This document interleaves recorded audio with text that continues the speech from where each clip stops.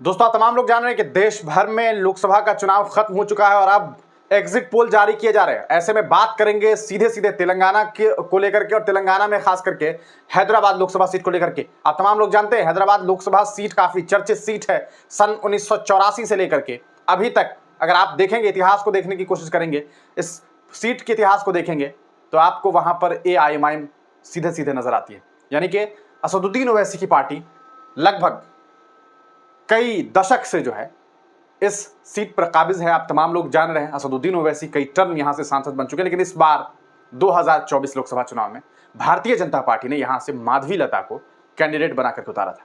अब बात करेंगे कि आखिर एग्जिट पोल क्या कुछ कह रहा है। आपको बता दें कि काफी चर्चित एक एग्जिट पोल बनाने वाली जो एजेंसी है, आप तमाम लोग जानते हैं चाणक्य, जो काफी चर्चित कहा सकता है कि टुडे चाणक्य करके जो न्यूज एजेंसी है, एक तरह से इनका जो सर्वे सामने आया है उस सर्वे में यह बताया जा रहा है कि हैदराबाद लोकसभा सीट से इस बार असदुद्दीन ओवैसी चुनाव हार रहे हैं। जी हां, क्योंकि जो सीट बताने की कोशिश की जा रही है AIMIM को, वो इस तरह से है 0-1, यानी कि चांसेस दिखाए जा रहे हैं कि माधवी लता चुनाव जीत रही है और असदुद्दीन ओवैसी इस सीट से चुनाव हार रहे हैं। दोस्तों देखिए, एग्जिट पोल की बात करें अगर 2004 का एग्जिट पोल आप तमाम लोगों ने देखा होगा। 2004 के एग्जिट पोल में सीधे सीधे भारतीय जनता पार्टी को 290, 275, 260, 245 ये आंकड़े जो है अलग अलग जो न्यूज एजेंसीज थी जो पोल कर रही थी उसने बताने की कोशिश की कि भैया देखिए इतनी इतनी सीट्स जो है वो बीजेपी को मिल सकते हैं। लेकिन हकीकत में क्या था? हकीकत में 138, गालिबन 140 से नीचे सीट्स इन्हें मिले थे बीजेपी को, और सरकार तो बहुत दूर की बात हो गई थी बनाने। लेकिन फिर एक बार ये बात कही जा रही है कि भारतीय जनता पार्टी इस बार पूरी तरीके से संपूर्ण बहुमत से सरकार बना रही है। आंकड़े, बहुत बड़े बड़े आंकड़े जो है वो सामने आ रहे हैं। अगर आप बात करेंगे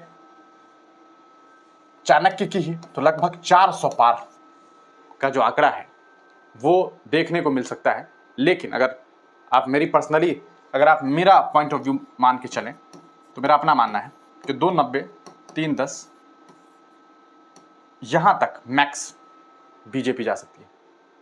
हाँ, लेकिन बात करेंगे हैदराबाद लोकसभा सीट को लेकर, क्योंकि इस वीडियो के मेन जो दो चेहरे हैं वो ये है। क्या वाकई असदुद्दीन ओवैसी माधवी लता से चुनाव हार जाएंगे? क्या इस बात की उम्मीद भी है? देखिए, अगर बात करें, ये वो सीट है जहां पर 60+ % जो वोटर है वो मुस्लिम है। लड़ाई किन किन पार्टी में थी यहां पर? देखिए, 3 दल, एक AIMIM, एक बीजेपी, बीच में एक कांग्रेस। कांग्रेस के जो उम्मीदवार थे बेहद कमजोर उम्मीदवार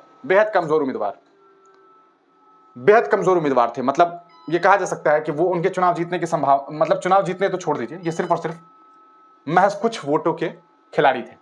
तो लड़ाई किन के बीच में थी?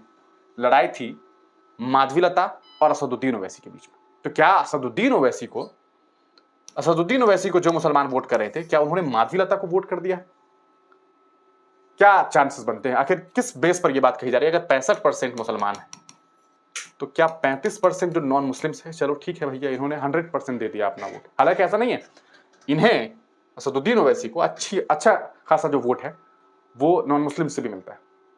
तो ये आंकड़े हैं। अब इन आंकड़ों के बीच में किस तरह से अलग अलग एग्जिट पोल बनाने वाली जो एजेंसी है वो माधवी लता को चुनाव जिता रही है, ये बड़ा कहा सकता है कि अजीब बात आ रही है सामने कि आखिर ऐसा कैसे हो सकता है। देखिए, अगर आप हमसे पूछेंगे तो कम से कम जो आंकड़े हैं वो मान के चलिए ना, कम से कम 1.5 से 2 लाख वोट से असदुद्दीन ओवैसी आसानी से ये सीट जीत रहे हैं। ये आंकड़े बढ़ सकते हैं, कम नहीं होंगे। आप तमाम लोग क्या कुछ सोचते हैं? क्या आपको लगता है कि असदुद्दीन ओवैसी इस बार हैदराबाद से चुनाव हार रहे हैं? अपनी राय कमेंट सेक्शन में जरूर दीजिएगा। तब तक के लिए दीजिए इजाजत, फिर मिलेंगे किसी नई वीडियो के साथ, किसी नई पेशकश के साथ।